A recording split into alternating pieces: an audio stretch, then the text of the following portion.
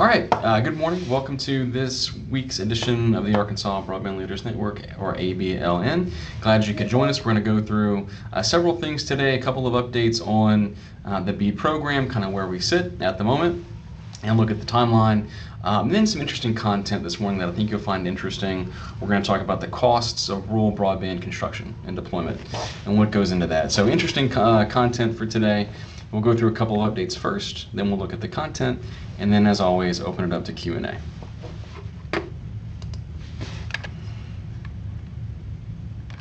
Okay, so first at the state level on our BEAD program here at the state. So last week on Tuesday, April 7th, Arkansas became one of the first states in the country to fully execute a BEAD program grant agreement.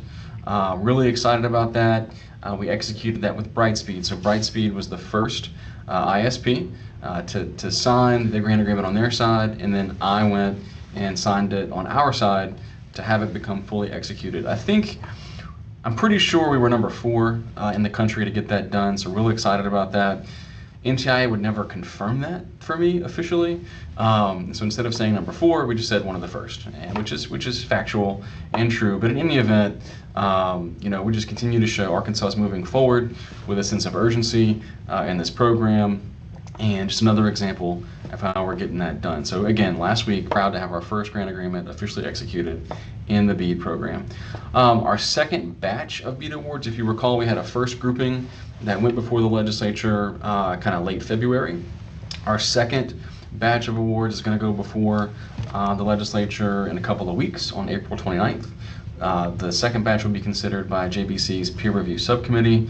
That consideration will include 4 ISPs: Hometown Internet, Aristotle, Premier, and also SpaceX or Starlink for a second time. There's some additional locations that they have been able to pick up over the last couple of months, so we'll include them again as well for this grouping of 4 that'll go before the legislature in a couple of weeks.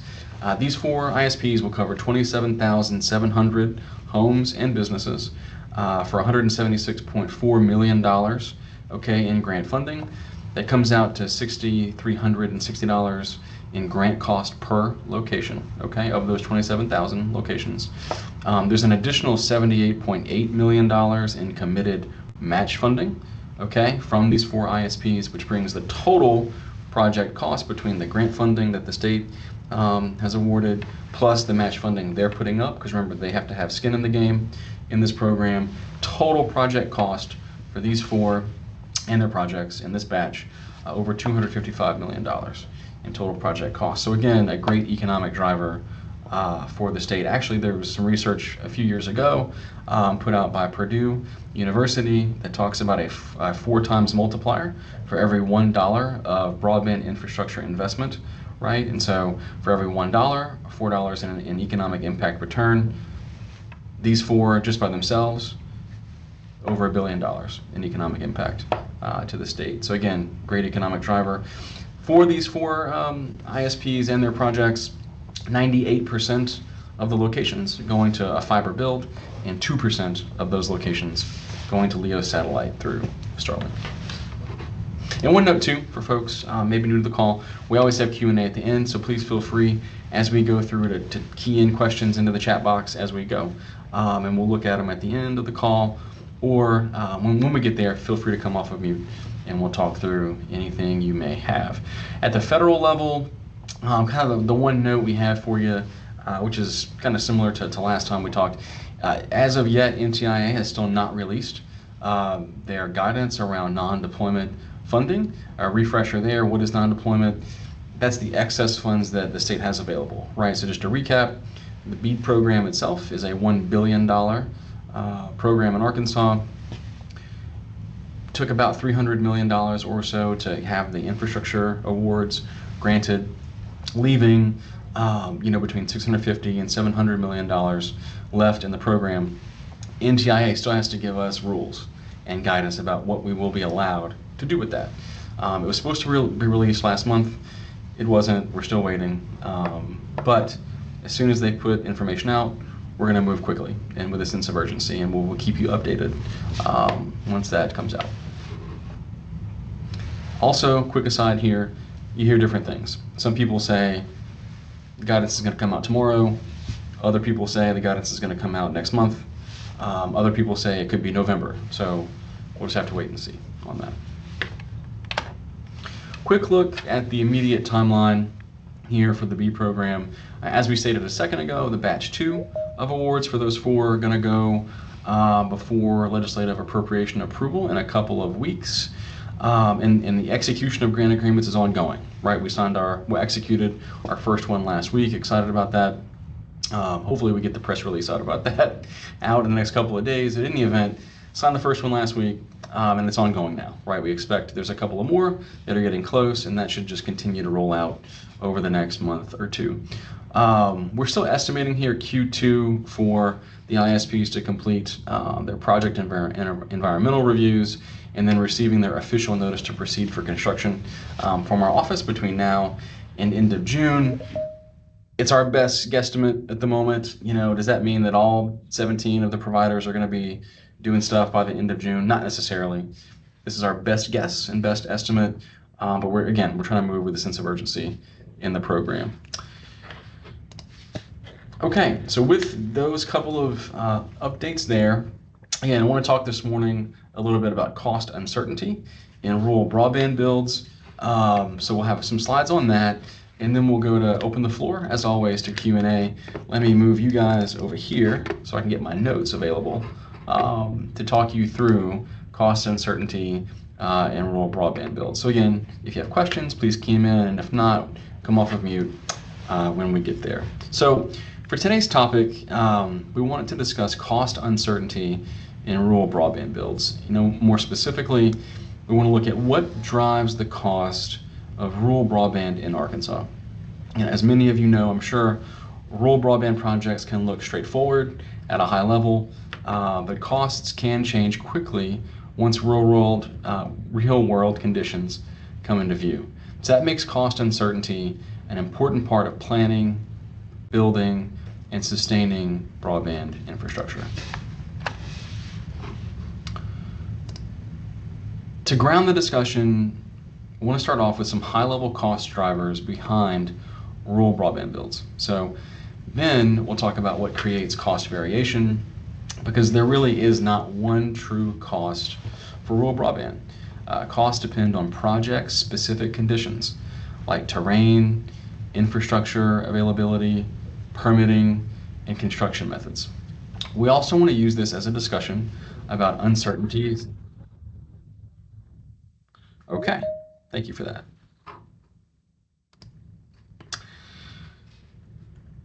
Where was I? So we also want to use this discussion about uncertainty itself, where it shows up, why it matters, and how we can reduce it. So the goal for today isn't to come up with one cost number that applies everywhere. It's better to understand what drives cost changes and what can make project costs more predictable. Before we go further, just want to see if we can hear from you guys. In one word, what do you think most often drives unexpected cost increases in rural broadband builds? So please, if you feel like it, you're up to it, answer that question in the chat. Let's not come off of mute now, but go ahead and use the chat function and give us one or just a few words around what you think most often drives unexpected cost increases in rural broadband builds. All right.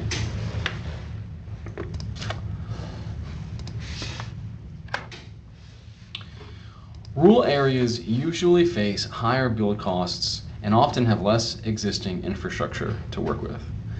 That often means more pre-construction work just to understand what a project will actually require.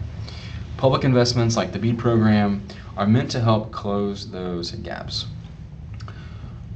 But states will still have to turn that funding into durable infrastructure outcomes.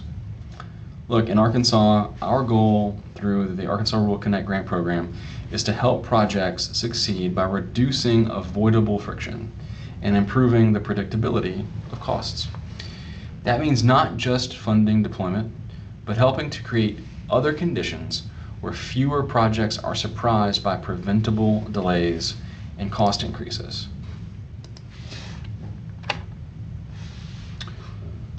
When people think about broadband builds and costs, they often think first about just construction.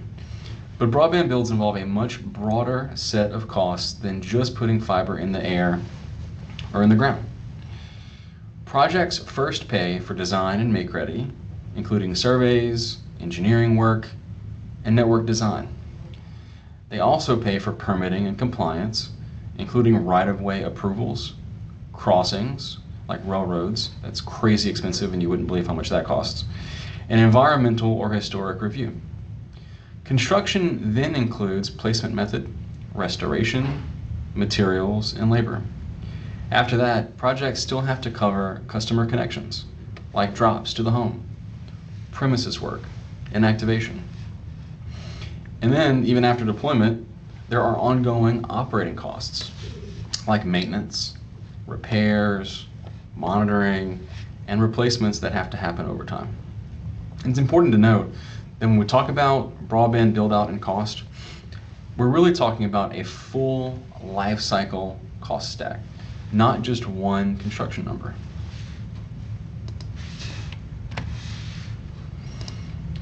This slide highlights some of the biggest drivers of rural broadband cost. First is low density and long distances.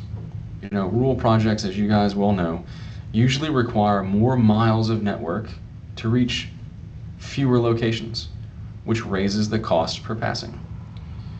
Second is pole access and make ready, which can become one of the largest sources of schedule and cost risk. Third is construction method mix, since aerial and buried deployment can have very different cost profiles. Fourth is permitting and crossings, especially when routes span multiple jurisdictions or require special approvals. Fifth is the terrain and subsurface conditions, where rock, water, soil, or slope can change the construction approach. And sixth is labor and materials, with labor often representing the largest share of project costs. The big theme here across all of these is volatility. Two projects that look very similar on a map can end up with very different costs once pre-construction work begins.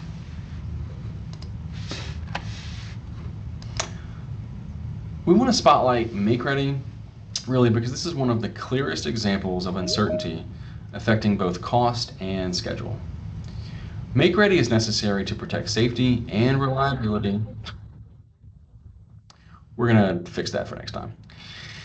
Make ready is necessary to protect safety and reliability on existing infrastructure, but it can also become a major source of delay and cost escalation. Pole permitting can take months, and that timing affects the entire pace of a project. Costs can also rise when actual pole conditions require more replacements or more rearrangement work than expected. Even after approval, the availability of qualified contractors can slow down make-ready activity. On top of that, rearranging existing equipment and coordinating work across multiple owners and crews limits the pace of deployment. It's important to note that make-ready is not just a technical requirement. It's also a coordination challenge that can strongly affect project predictability.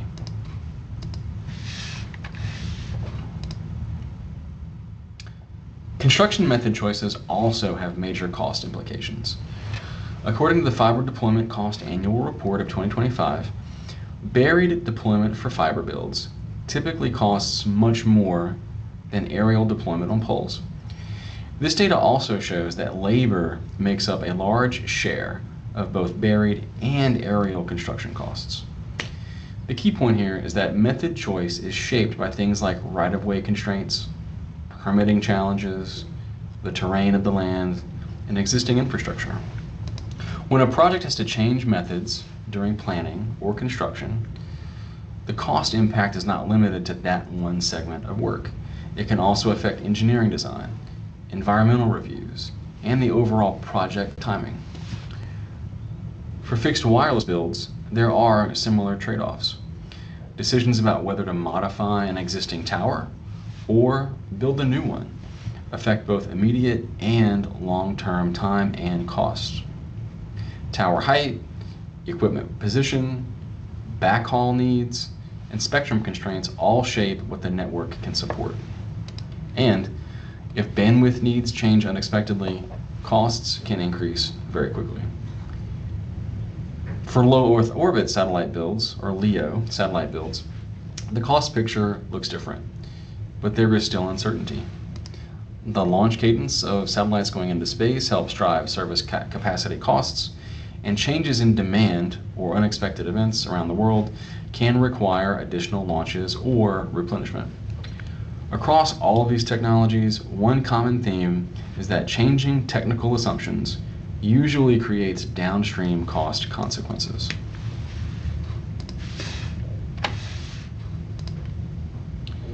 If uncertainty is the problem, then predictability has to be part of the solution. One way to improve predictability is through better data, clearer requirements, and fewer mid-project changes. Another is by improving coordination among utilities, right-of-way owners, local governments, builders, and other stakeholders. Standardization can also help, especially for submittals, documentation, and review timelines. And maintaining healthy competition matters too. Transparent processes and consistent evaluation help reduce the need for providers to build large unknowns into their bids. Reducing these cost uncertainties is not about eliminating all risk. It's about reducing avoidable uncertainty through stronger participation and coordination. Arkansas's BEAD program is addressing a significant statewide need. Remember, there are about 79,200 eligible homes and businesses, and this public funding is meant to help meet that need at scale. But public investment only works if all stakeholders are willing to participate in solving the practical problems that affect delivery. That includes transparent conversations about workforce shortages, permitting issues, make-ready bottlenecks, and even procurement constraints. These are not side issues. They are some of the main reasons projects experience surprise costs or time delays. And that's why early coordination matters. Early coordination helps reduce surprises and gives projects a better chance of staying on track through completion. The more predictable we can make the deployment environment, the more durable and sustainable those infrastructure outcomes will be. And just to wrap here, this last slide, and then we'll go to Q&A. We want to leave you with one question for discussion. If our state could reduce one source of uncertainty that drives rural broadband cost overruns, what do you think it should be and why? We think that is the right question because it helps focus attention on the sources of uncertainty that are both important and actionable. As we talked through today, there are many drivers of cost variation, but some of them are more practical to address than others. And just, overall, we're interested in hearing, if you want to talk about it, where you would maybe focus and what changes you think would make the biggest difference in improving the predictability of rural broadband build-outs. So with that, and again, everyone gets a copy of the PowerPoint in the notes that follow the call today. With that, let me minimize this and bring you guys back over here. And let's check the chat box, see if we have anything. And again, questions on anything, could be what we talked about at any point in the conversation today or anything else on your mind. So let's take a look. Let's see, first taking a look at the chat box.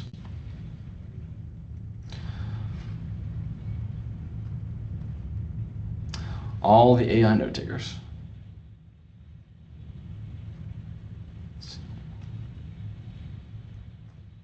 Okay, yeah, so some call outs for the first question, kind of the one word, right, question that we had at the beginning. Location, check that box. Terrain, check that box. Labor and material, check that box. So good call outs early. Jeff, material cost, absolutely. It's a big driver in some of this. Don, terrain, correct, and unknown variables associated with the terrain. Absolutely, happens all the time. Happens all the time.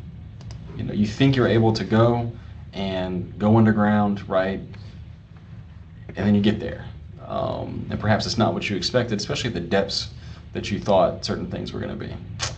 Let's go ahead and take a look. Additional AI, note takers. Okay. All right, scroll through the chat box. Nothing else there at the moment. So again, if anyone wants to come off of mute, please feel free to do so. And again, we can talk about anything from where we are in the BEAD program, other questions, or anything related to today's stuff, or anything else.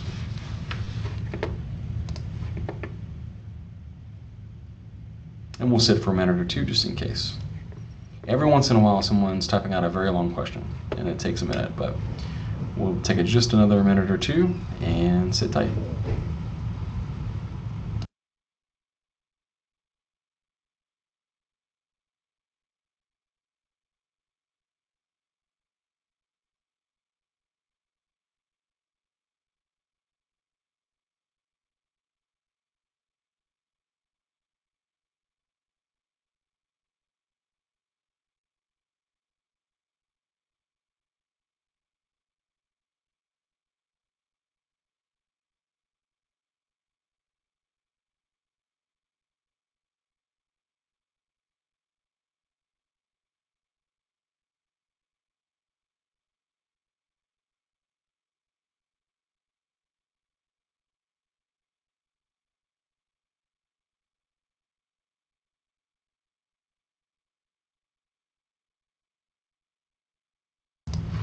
As a side note, while we wait just another minute or two, just in case, I do want to call out that having these content discussions like we've done today around rural cost, we're going to try to do more of that. So you're going to see a little more of that in additional calls as we move forward. I won't always do them. We'll have different members of the team provide updates. But just for your awareness, we're going to try to do some more of that on different topics to help bring new information to you. So Jeff, how many years will be given to implement construction of BEAD projects? Yeah, great question. So how long do the ISPs have to build this stuff out, right, in the BEAD program? So federal rules allow for 4 years, okay? The federal rules for the BEAD program allow for a 4-year build-out timeframe. So that's the short answer, 4 years. There is sort of an exception to that. There's the ability to ask for an additional 1-year extension if we get to the end of 4 years and some folks have not completed their projects. There's a mechanism to ask for an additional year if needed. Short answer, federal rules say 4 years. Now, myself and our team, we have always, since I started in this job 4 years ago, we have always said that we want our projects done in 2 years or less. That is our goal. That is sort of our edict to the providers, and they know that we'd like to see them done in 2 years or less, but federal rules allow for a 4-year build out for this program.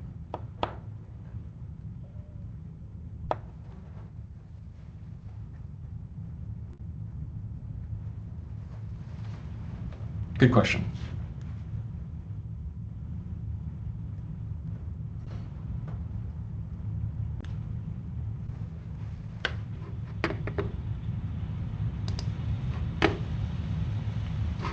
All right, just another second, and then we'll give some time back today.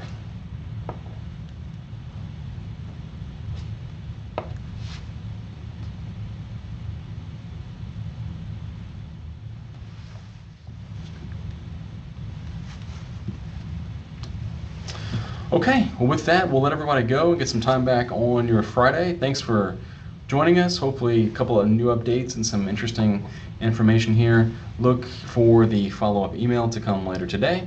That includes the PowerPoint, and we will see you next time. Thank you.